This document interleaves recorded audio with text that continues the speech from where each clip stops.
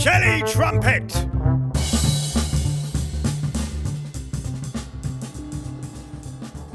About my new button, Jim. Not now, Mr. B. We've been through this. Okay, later? Yes. Later this episode, I promise. What have you got there? It's a guitar string. What are you doing with a guitar string? It's for Twang. Then can we start the podcast? Twang? Yeah, we call him Twang. His real name's Spencer, or Spen. When can we expect to land in Aquitaine? I have a province to rule. If I don't get one, I shall annex the northern parts of St Albans. Yes, Your Majesty. Your Majesty, I'm working on the coordinates and I can promise you, Queen Eleanor, that soon you'll be ruling the Aquitaine like a good un. Why have you thrown the guitar string behind the settee? That's where Twang's currently living. I see. And JB the singer, is he still in the cupboard under your mixing desk? JB! JB! No fear, nothing to fear. There you go, JB, your favourite dessert, ras malai. Ras malai, Mr. B? Yes, it's one of JB's favourite milk-based dishes. Dumplings made from ricotta cheese and soaked in sweet thickened milk with lashings of cardamom. I mean it. I'm annexing St Albans. Nigel, you and your pink oboe. Wonder where he got the oboe. I wonder how a giant St Bernard-sized squirrel learnt to play the oboe. Yes, well, stranger things have happened on other podcasts. Like what? True crime, Mr. Jim. Lots of strange things are reported on true crime podcasts. The mysterious disappearance of Morrison's shopping trolleys, the mysterious scratched car, the mysterious cat in the sink when you don't actually own a cat. He's quite tall, your Spen. I love the moustache. Looks like he popped out of a John Everett Millais painting. Not now, Spenny. We're going to start the podcast. You'll like this episode, Mr. B. Are you sure? I mean, I like your writing, but the last episode we had to outrun an exploding volcano, then that posh pirate who put us in chains, and a tall girl chased with a shiny axe.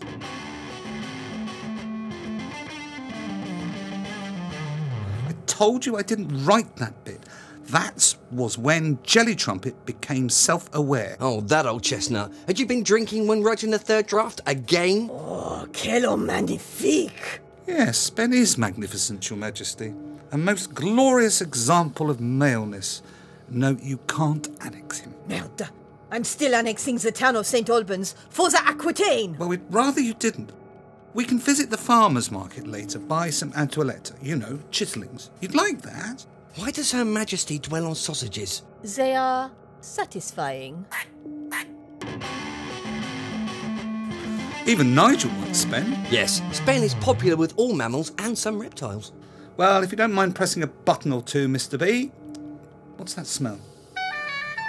An experiment. I want to see if I can attract sponsorship for the podcast by using a mix of pertinent aromas. With the scent of musk, hot chocolate, and is that cherry blossom with a hint of hot oil and electricity? Yes, I'm trying to attract the Yamaha Corporation of the UK and Ireland. Motorbikes like an MT-10 SP, speed of darkness. Well, no, musical stuff. I need a new bass guitar, a BBPH. Merde.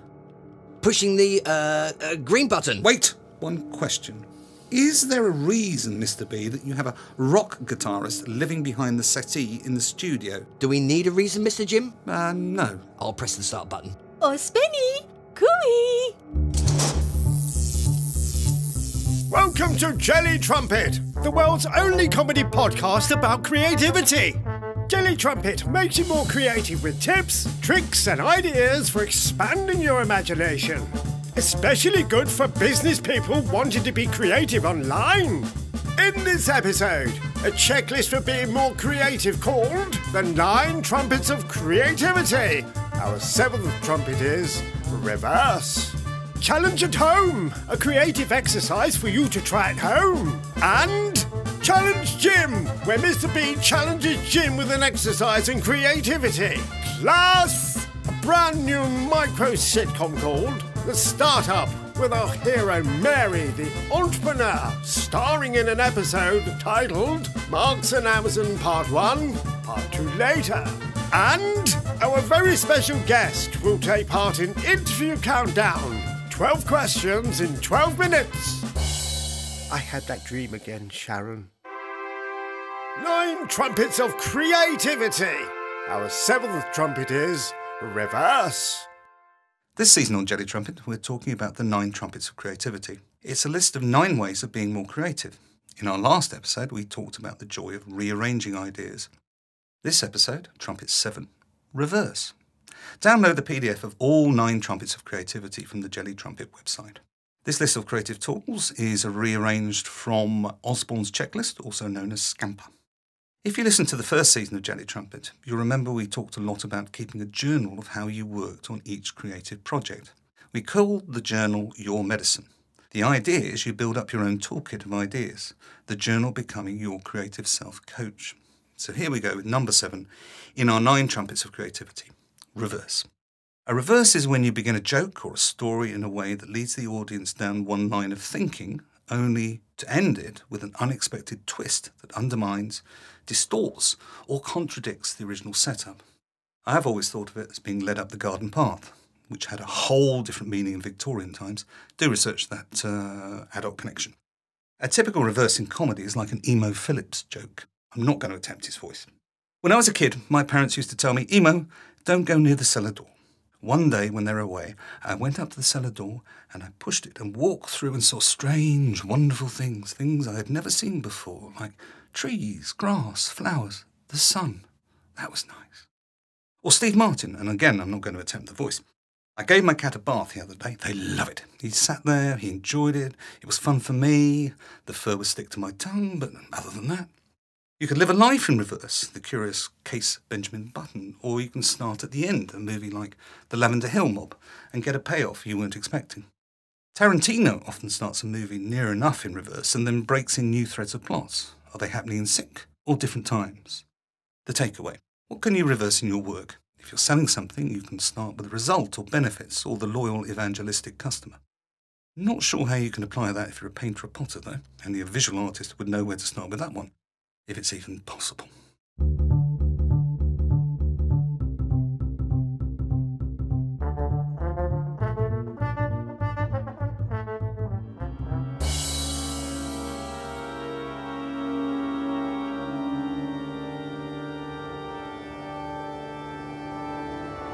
Mr. B, are you sure you have A, pressed the correct button for the Aquitaine, B, I don't appear to have written a B. A, Mr. Jim. A for the Aquitaine. Excellent. Well, on Miss Her Majesty. Me too. Looks a bit dark out there. Shall we wait until dawn and escort the Queen to Chateau de Rudel? Chateau de Rudel? Her castle. I've been researching, you know. I believe her first husband, Louis VII, once invaded Champagne and inadvertently burnt down a church. Curious about that inadvertent bit.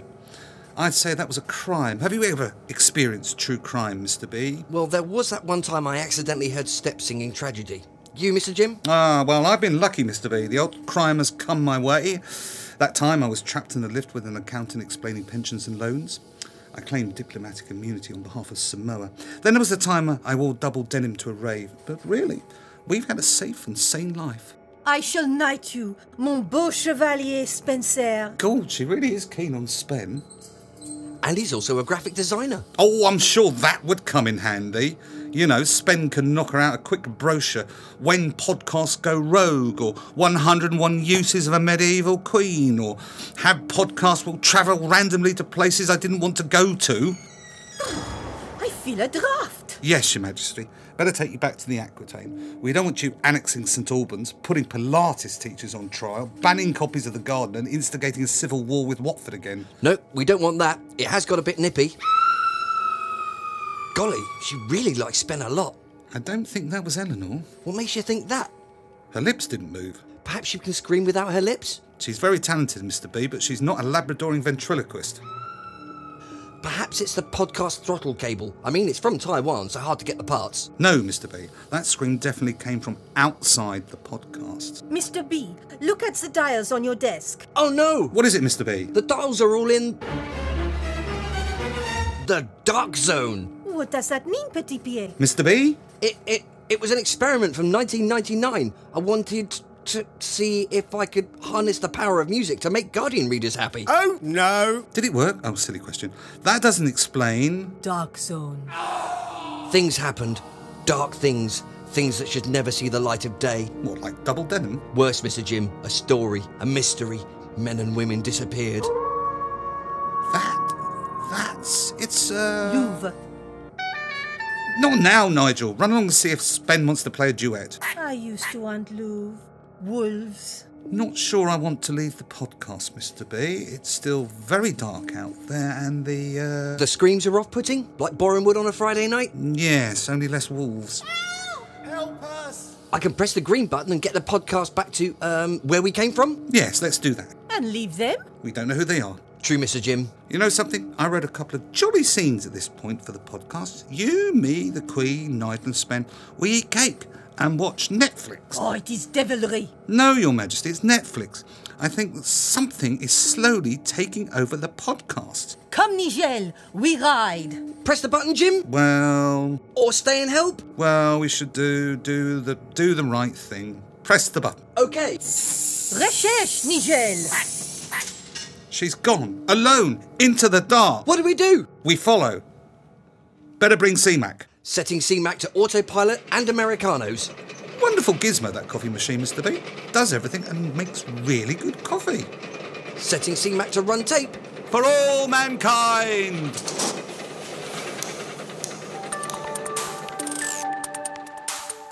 Challenge at home. How can you reverse what you do? You can't write or paint backwards, can you? Well, the reverse isn't always about literally reversing a creative project. It's more about blindsiding the consumer, the follower, the reader or the viewer. Surprise would be another way of saying reverse. When you write and you don't know what is going to happen next, you can make life easy for yourself by asking, what would naturally follow? There, you have your compass bearing and you write what naturally happens. There's a writing technique, sometimes used for TV or film, called the beat sheet. Instead of trying to be funny or even to surprise, you write out what happens as a description line by line for the whole piece. For example, the car stopped at the bus stop. The man got out. He walks to a shop. He disappears for 2 minutes. He walks back to his car. Write out a beat sheet for your project. Mark up the expected actions. Now, at what point can you add a reverse, the surprise for the reader, viewer or follower? John Cleese used a similar technique when writing Fawlty Towers with Connie Booth, only they used a roll of wallpaper. They would write out what naturally followed, then they would work out logically on what could go wrong. The takeaway: use the expected to build in reverses, not for the sake of the reverse, but to take your work on unexpected, surprising turns. Do let us know what you come up with. Email us, jelly@jellytrumpet.com, or leave a post on one of our social feeds.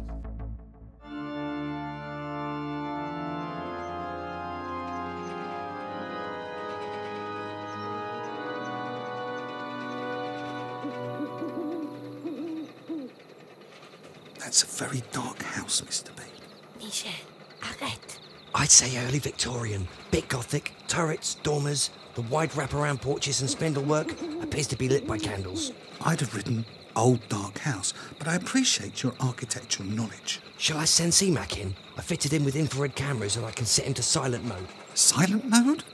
Well, he switches off the milk frother, so we'll only be able to have black coffee. I know it's a sacrifice, but there's only so much you can convert on a coffee machine.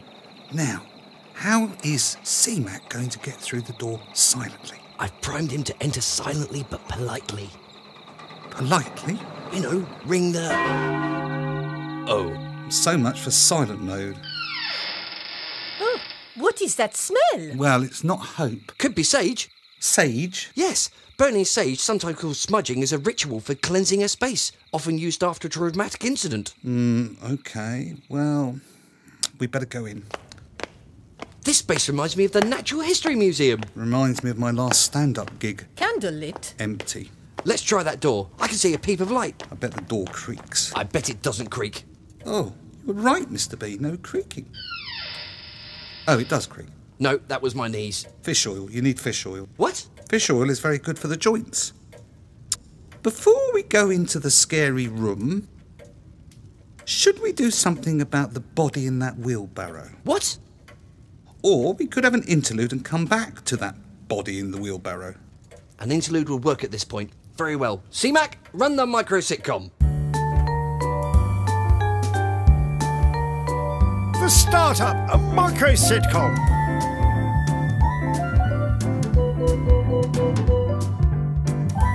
Meet Mary, the entrepreneur, having a meeting with the most powerful online and high street selling platform, Marks and Amazon. We join Mary, the entrepreneur, on a busy street answering her phone.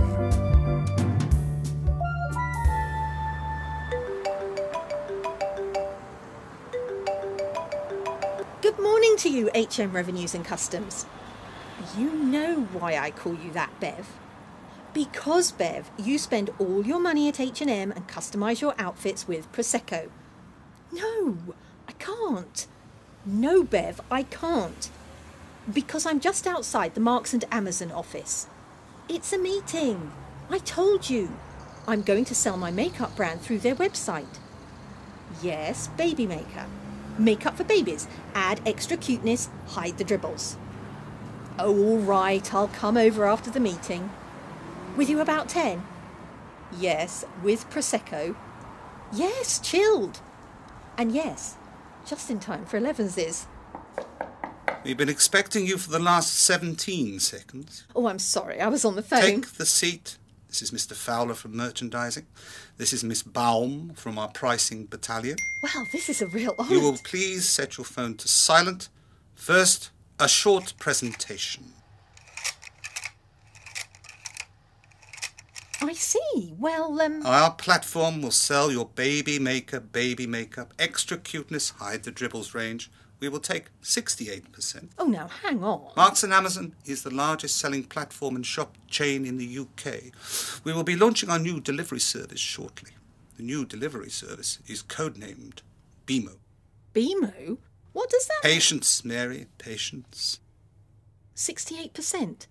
BMO? You will also supply cooperative funding for the adverts and emailings.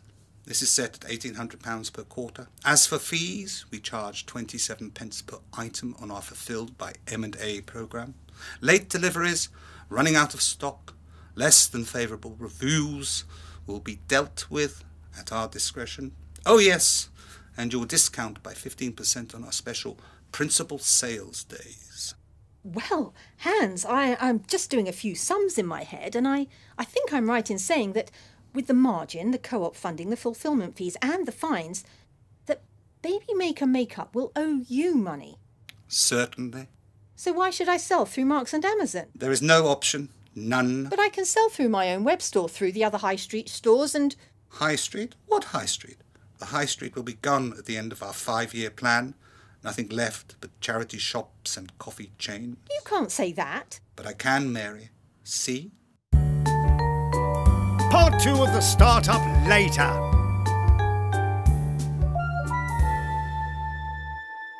I shall write Sharon a poem. Creative rituals. In Season 2, we're highlighting a book called Daily Rituals by Mason Curry. It's full of short essays about the rituals creative people have used in their lives. Stephen King writes every day, including his birthday and holidays. He rarely lets himself stop before he's reached his daily quota of 2,000 words. He'll start to write about 8 a.m. and will work through till about 1:30 p.m.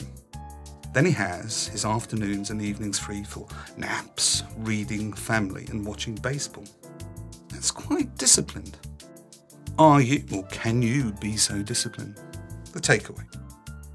Stephen King says about this routine, it exists in order to habituate yourself to make yourself ready to dream, just as you make yourself ready to sleep, by creating a ritual.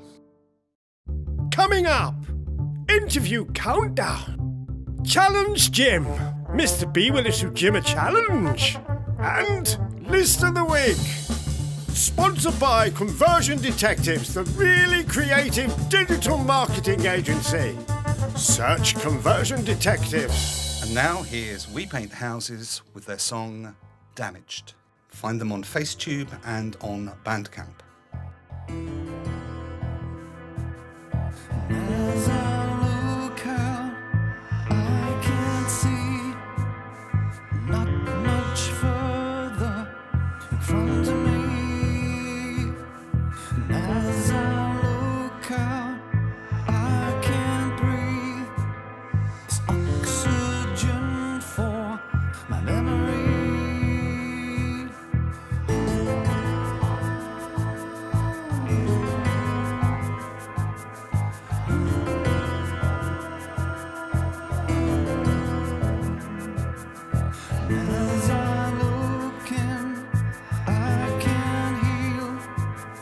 'cause I can touch and I can feel.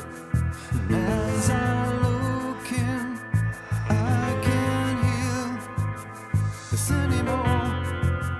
Believe in me,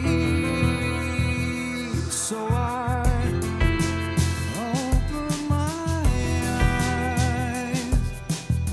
You can take them and no surprise. I need to know about why I'm on the inside and I'm looking out. See me, hear me, hear me, no see me, hear me, hear me, no see me.